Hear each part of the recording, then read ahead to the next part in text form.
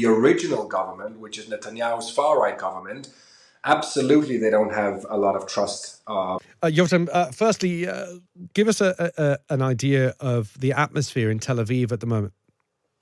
So in Tel Aviv, things are relatively quiet, but I would say that there is also, of course, demonstrations that are really becoming increasing here in Tel Aviv, more frequent. It's mainly the relatives of hostages inside Gaza that are on the street demanding that the government do everything, and they mean everything, to get out their sisters, their brothers, their children, and their grandparents.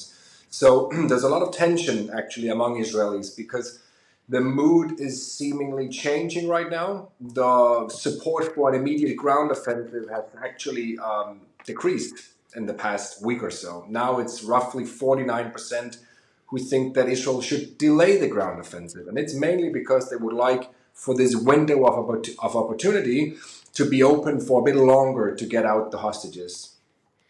What is the popularity of the government like at the moment? We're seeing extremely strong rhetoric from spokespeople of the Netanyahu government. Do they have the majority of the support from the Israeli people?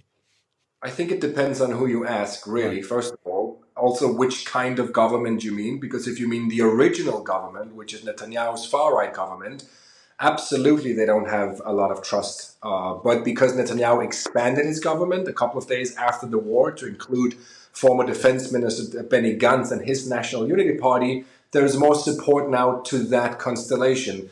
But Netanyahu is very unpopular right now, I would say. I hear constantly among experts, pundits, journalists, people on the ground who are absolutely furious with the fact that he has refused to take responsibility for this massive failure as the only senior official. The defense minister, the IDF chief of staff, and the intelligence minister have all taken responsibility, but Netanyahu refuses to do so. So he's not popular, but I would say there's an attempt to bring people together now, to have a unified front and to put politics aside and to simply concentrate on eradicating Hamas.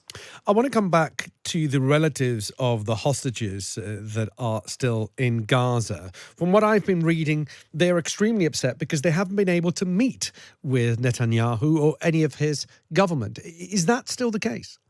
Actually, right now, he's supposed to meet with them for the first time. He met with some family members about a week ago, I would say, or 10 days ago, but now he's supposed to meet with more. He's been very harshly criticized for his lack of contact with the families. He hasn't visited any of the victims of these atrocities.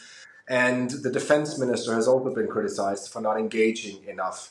But if you look at what has happened when any of the other ministers, lower ranking ministers, when they have tried to meet up with victims, you get why Netanyahu is not interested in that, because they are livid.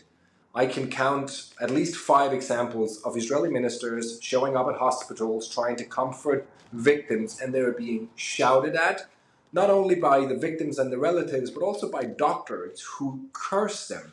So I can only imagine what happened if Netanyahu randomly visits someone who he hasn't prepped, someone he doesn't know if that person likes him or not. There's a big likelihood that he would be shouted at the exact same way as some of his ministers have.